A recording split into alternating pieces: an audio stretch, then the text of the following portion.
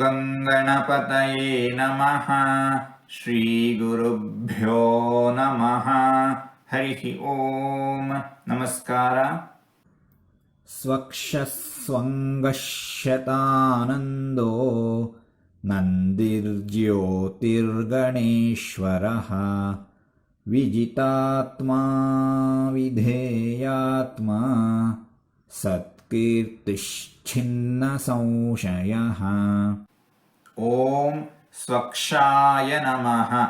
ಚೆಲುವಾದ ದೋಷರಹಿತವಾದ ಅನಂತ ಕಲ್ಯಾಣ ಗುಣ ಪರಿಪೂರ್ಣವಾದ ಅಪ್ರಾಕೃತವಾದ ಒಳ್ಳೆಯ ಪುಂಡರೀಕದಂತೆ ಕಮಲದಂತೆ ಇರುವ ಹೊಳೆಯುವ ಕಣ್ಣುಗಳು ಭಗವಂತನಿಗೆ ಇವೆ.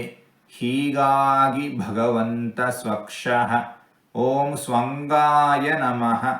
ಸುಂದರವಾದ ಚೆಲುವಾದ ಮುಪ್ಪಿಲ್ಲದ ನಾಶವಿಲ್ಲದ ಅಂಗಗಳನ್ನು ಭಗವಂತ ಹೊಂದಿದ್ದಾನೆ. ಹೀಗಾಗಿ ಭಗವಂತ ಸ್ವಂಗಃ. ಓಂ ಶತಾನಂದಾಯ ನಮಃ. ಭಗವಂತನಿಗೆ ದುಃಖವಿಲ್ಲ. 100ಕ್ಕೆ 100 ಭಾಗ ಆನಂದ ಸ್ವರೂಪನಾಗಿದ್ದಾನೆ ಭಗವಂತ. ಪೂರ್ಣಾನಂದನಾಗಿದ್ದಾನೆ ಭಗವಂತ. ಹೀಗಾಗಿ ಭಗವಂತ ಶತಾನಂದಃ. ಓಂ ನಂದಯೇ ನಮಃ. ಭಗವಂತನಿಗೆ ಹುಟ್ಟೂ ಇಲ್ಲ, ಸಾವೂ ಇಲ್ಲ, ರೋಗವಿಲ್ಲ, ಮುಪ್ಪಿಲ್ಲ, ದುಃಖವಿಲ್ಲ.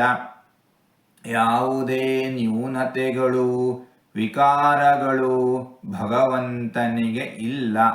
ಪರಮಾನಂದ ರೂಪವಾದ ಅಪ್ರಾಕೃತವಾದ ಶರೀರವುಳ್ಳವನು ಭಗವಂತ. ಹೀಗಾಗಿ ಭಗವಂತ ನಂದಿಹಿ. ಓಂ ಜ್ಯೋತಿರ್ಗಣೇಶ್ವರಾಯ ನಮಃ.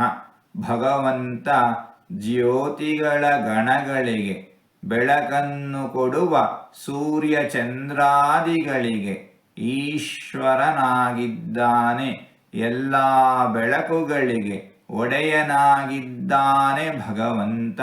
ಹೀಗಾಗಿ ಭಗವಂತ ಜ್ಯೋತಿರ್ಗಣೇಶ್ವರಃ. ಓಂ ವಿಜಿತಾತ್ಮನೇ ನಮಃ.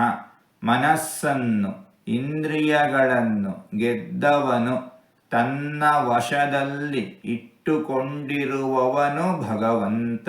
ಹೀಗಾಗಿ ಭಗವಂತ ವಿಜಿತಾತ್ಮ. ಓಂ ಅವಿಧೇಯಾತ್ಮನೇ ನಮಃ.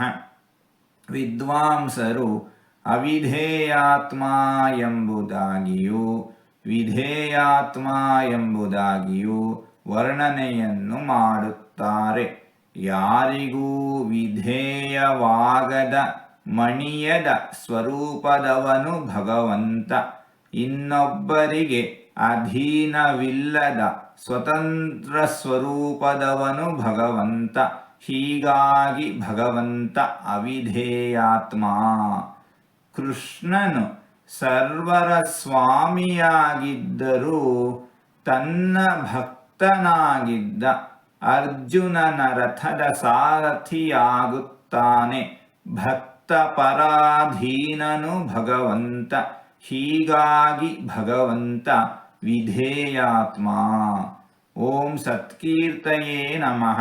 ಭಕ್ತರು, ಜ್ಞಾನಿಗಳು, ಋಷಿಗಳು, ಮುನಿಗಳು ಭಗವಂತನ ಗುಣಗಾನವನ್ನು ಮಾಡುತ್ತಾರೆ. ಸತ್ತಾದ, ನಿತ್ಯವಾದ, ಸತ್ಯವಾದ, ಶಾಶ್ವತವಾದ, ಎಂದಿಗೂ ಹುಸಿಯಾಗದ ಕೀರ್ತಿಯು ಭಗವಂತನಿಗೆ ಇದೆ. ಹೀಗಾಗಿ ಭಗವಂತ ಸತ್ಕೀರ್ತಿ. ಓಂ ಛಿನ್ನ ಸಂಶಯಾಯ ನಮಃ.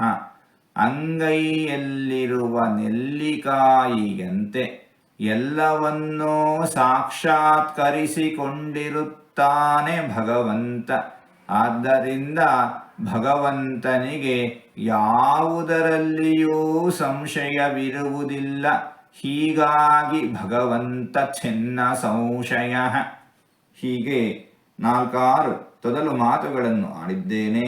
ಇದರಲ್ಲಿ ಏನಾದರೂ ತಪ್ಪುಗಳು ಇದ್ದರೆ ಆ ತಪ್ಪುಗಳನ್ನು ಬಿಟ್ಟು ಒಳ್ಳೆಯದು ಅಂತ ಏನಾದರೂ ಇದ್ದರೆ ಆ ಒಳ್ಳೆಯದನ್ನು ಮಾತ್ರ ಸ್ವೀಕರಿಸಬೇಕು ಅಂತ ಹೇಳಿ ಪ್ರಾರ್ಥನೆ ಈ ನುಡಿಗಳನ್ನೆಲ್ಲ ಆಡಿಸಿದ ಭಗವಂತನಿಗೇ ಸರ್ವವೂ ಸಮರ್ಪಿತ. ಸರ್ವಂ ಶ್ರೀಕೃಷ್ಣಾರ್ಪಣಮಸ್ತು.